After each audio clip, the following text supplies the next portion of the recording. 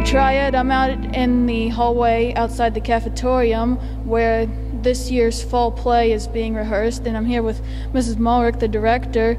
And Miss Mulrick, from an adult teacher perspective, why should someone come and see this play? Well, I think this year we're doing a play that is really relevant because we are remembering 7 years since Hiroshima occurred, so it's really relevant for that reason. Historically, it's also really relevant because our sophomores read John Hersey's account of the disaster. So it's a compelling story that is part of our human history, and it's something that we need to remember, and not just remember the disaster, but remember the hope that came from the disaster.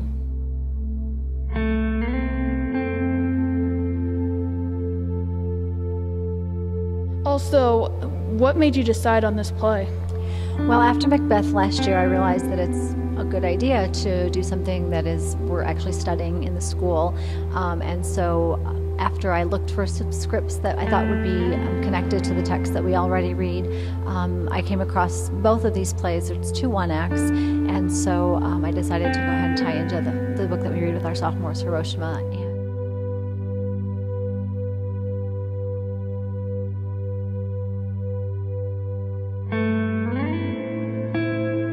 And finally, how does 1,000 Paper Cranes and The Mask of Hiroshima relate to remembering Hiroshima? Well, both of them, as I said, are one-act plays, and so we have one short story about a book a lot of kids have already read. It's about Sadako, the little girl who was affected by radiation sickness 10 years after the bomb went off, and of course she was alive when it happened. She was 2, and then The Mask of Hiroshima is about an adult couple that's dealing with the social and emotional and physical scars of the disaster. So both of them remind us of the real people that survived this horrible event, and how they survived even when their lives were lost. Their memories still survive, and what they hoped for survives. And the last tableau of the play, I hope, will help the audience to remember that point in particular. 5, 6, 7, 8, 9, 10. My name is Sadako. I was born in Japan in 1943. My home was called Hiroshima. When I was 2 years old, my mother held me in her arms.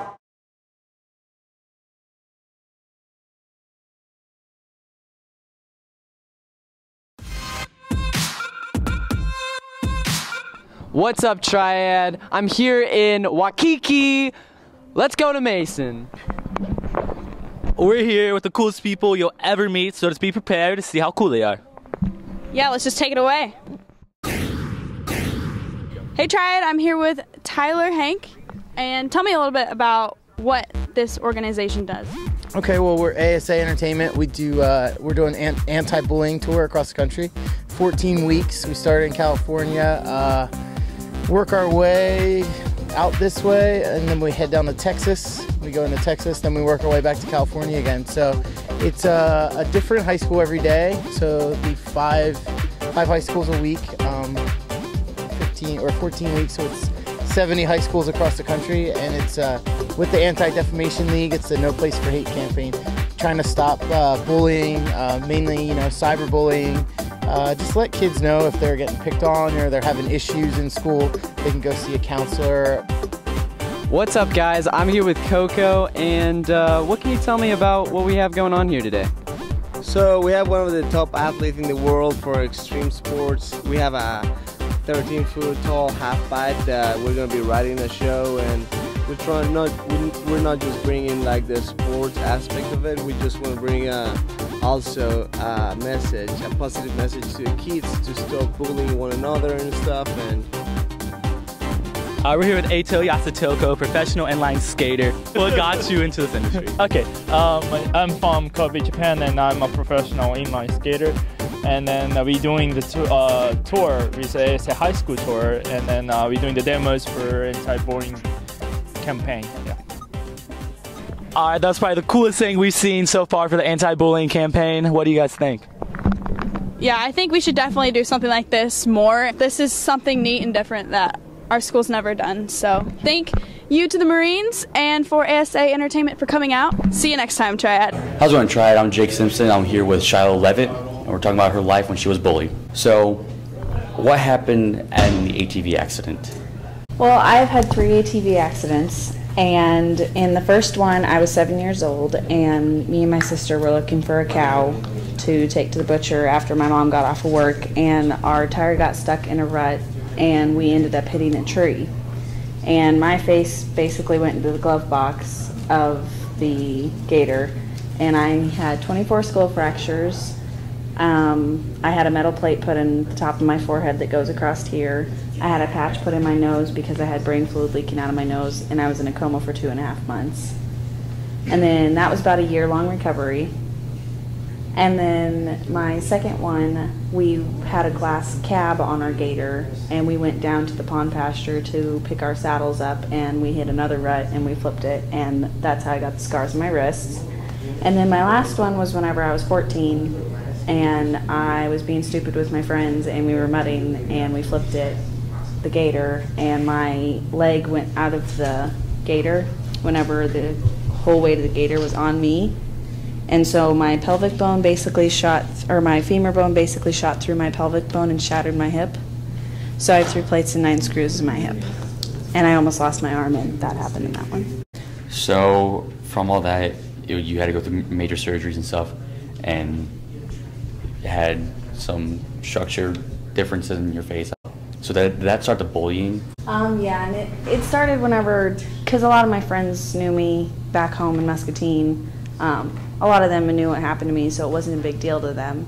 But whenever I moved to Muscuda with my mom in 6th grade, everyone thought it was funny that my eyebrows were uneven and that my nose was crooked, and that I had scars on my wrist, and I didn't think it was funny. And I got made fun of every day, and I would make myself feel sick in the morning so I didn't have to go to school, because that's how bad it became for me, that I just didn't want to go to school.